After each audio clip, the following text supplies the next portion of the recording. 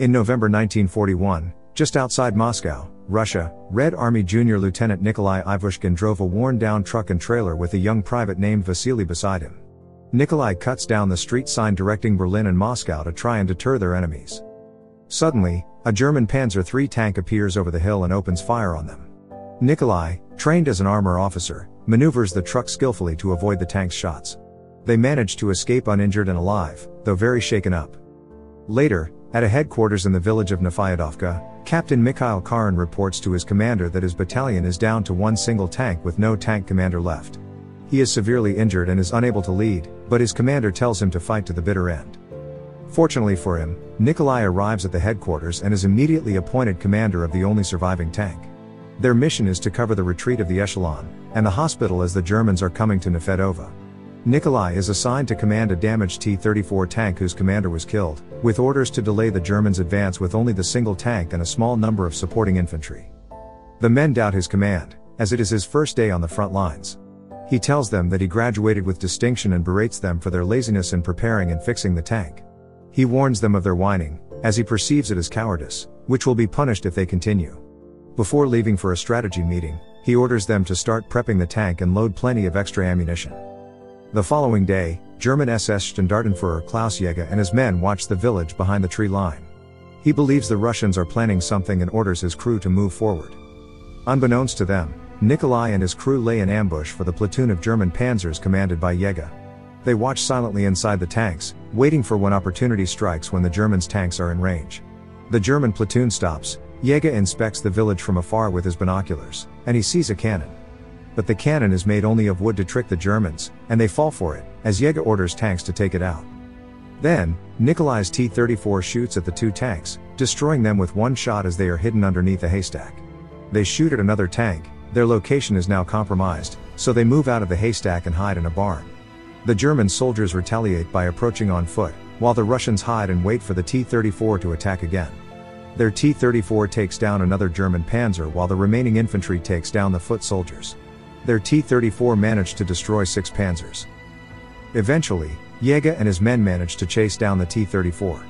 But then, Jäger's command panzer and the Russian T-34 face each other in a final duel. They shoot at each other, both tanks are disabled, and half the Russian tank crew is killed.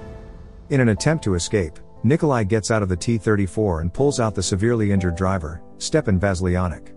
Simultaneously, Jäger gets out of his panzer, sees an escaping Nikolai, and shoots at him before passing out due to his injuries. At the same time, Nikolai and Stepan are left to be captured.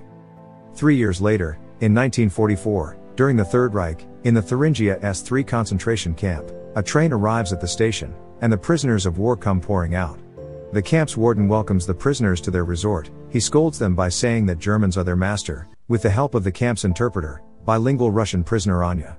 He threatens to kill Nikolai for not following orders and orders his men to put him in a special unit, where they torture him for information about his name and rank.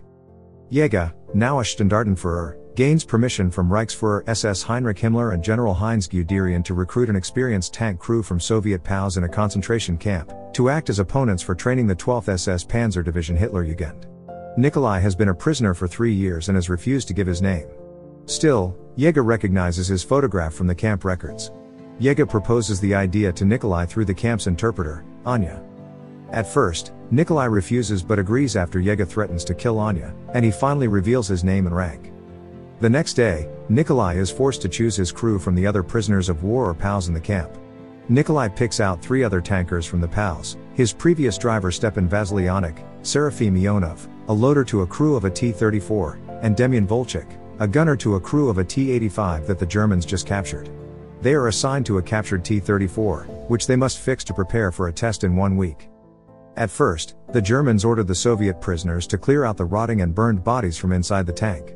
However, removing the bodies, they find a few remaining live shells and hand grenades. They are granted permission to bury their comrades. They hide the ammunition with the bodies in a stone burial on the edge of the training grounds. Later, Nikolai briefs them about the training grounds and hints about an escape plan.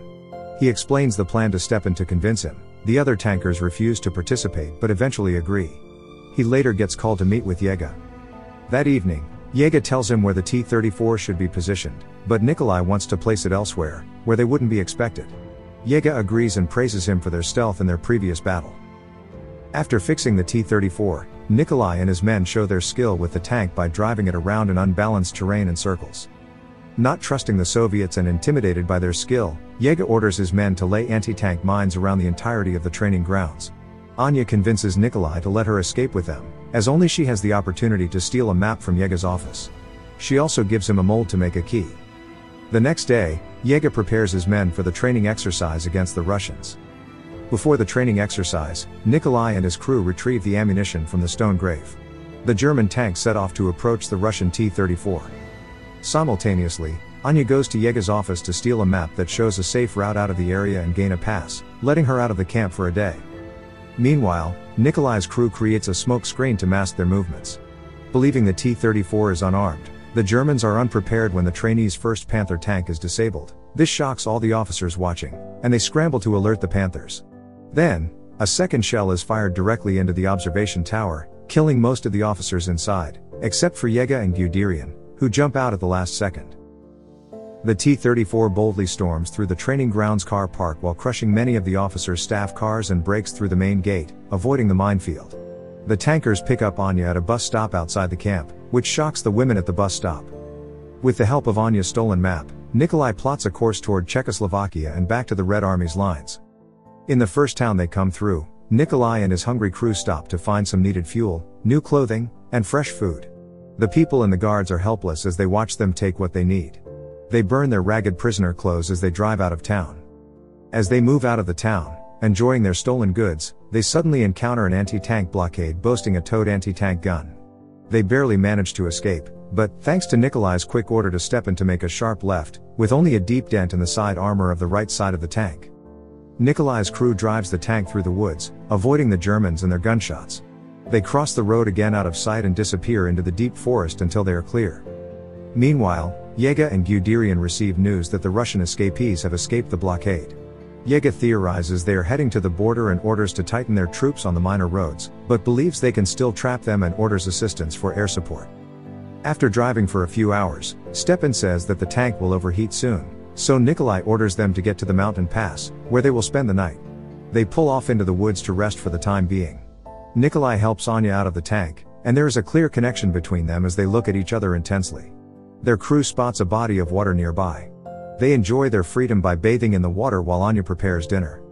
Meanwhile, Yega takes to the sky in a Fessler Stork to find Nikolai's T-34.